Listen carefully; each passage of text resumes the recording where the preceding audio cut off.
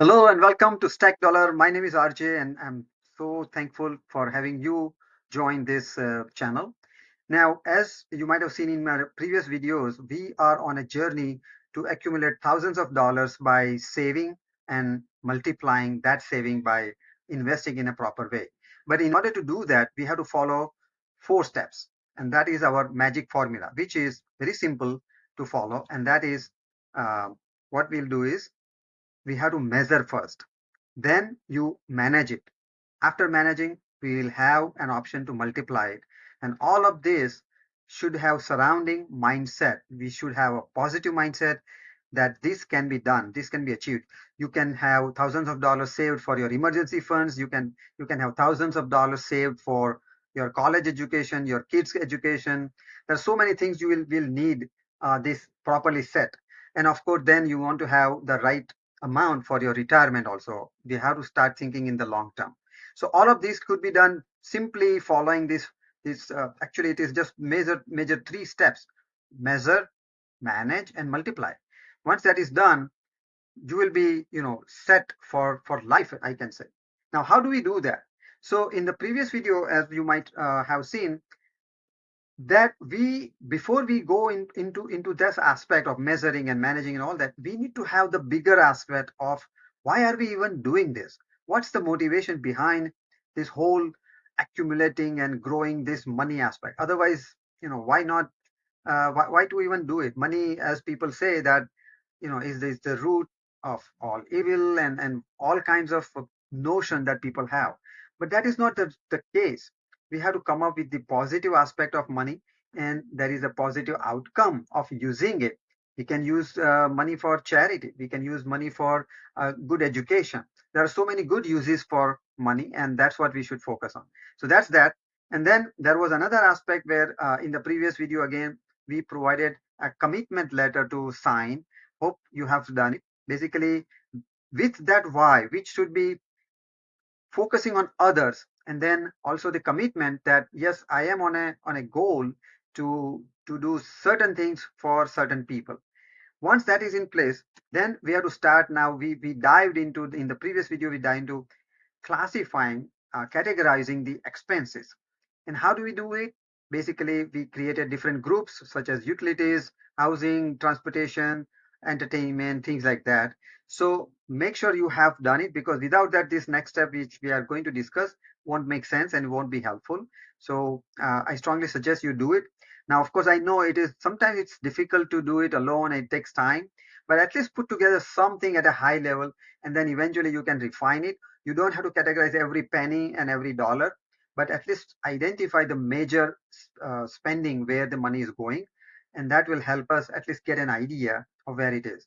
Now, in this particular episode, what we are going to do is we are going to look at how to manage those expenses. So what is the ideal distribution of these expenses? Now, in general, this is expected that about 40 to 50%, it is suggested that it should go to your needs. These are like necessities. And we'll talk about what are those. But at a high level, 50%, around 50% should go over the needs side. 20% is ideal to have at least in the savings. This could be short-term savings, like emergency funds, long-term savings, retirement funds, even vacation funds, things like that.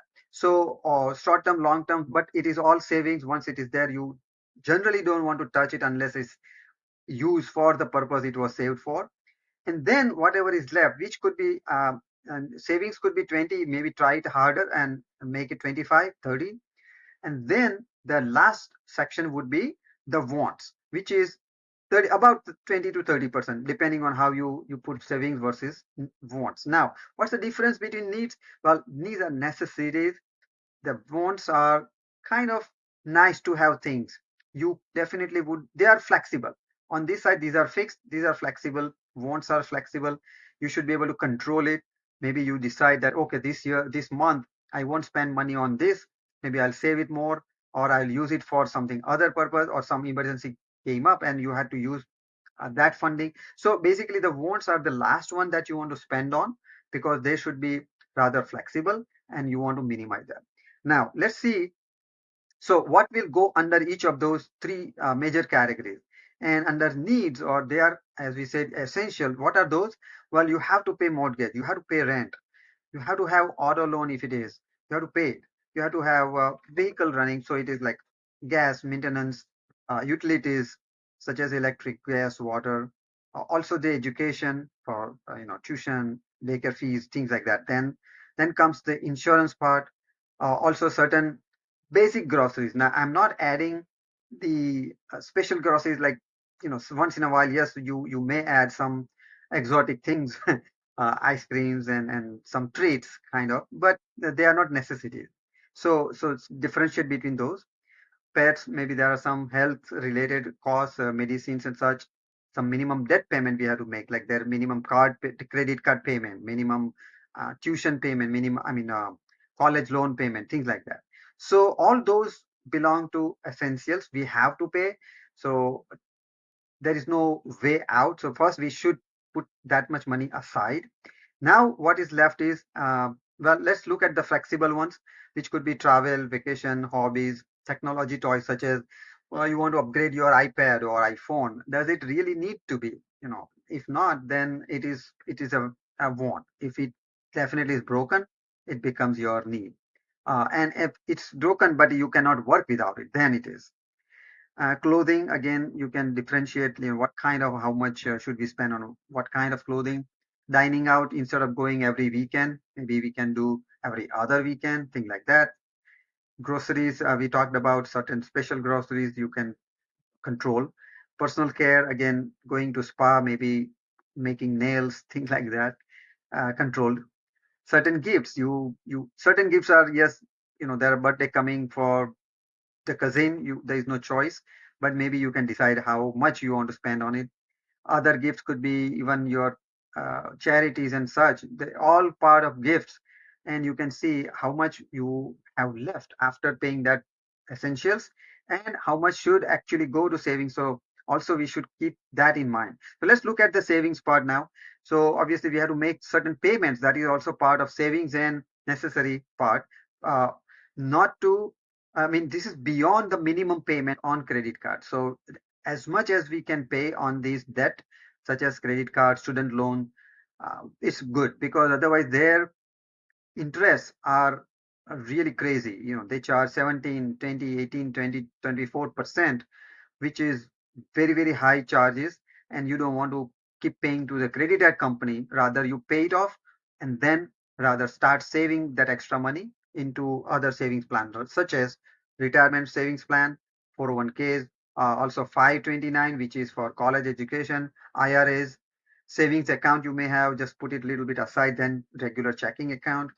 You can create an emergency fund, which should be a short-term fund, and typically it should be between 3 to 6 months of savings. That 3 to 6 months of essentials expenses should be part of your emergency fund, or that should be the target.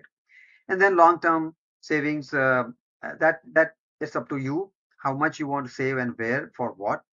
But at least that could be part of your 20 to 25%. Maybe you try to go 30% on this side, and make your flexible spending lower to maybe 20%. So this is just a guideline. Of course, things will vary by month to month, or certain things do come up over the time. There's some fix required, and suddenly, air conditioner needs to be replaced.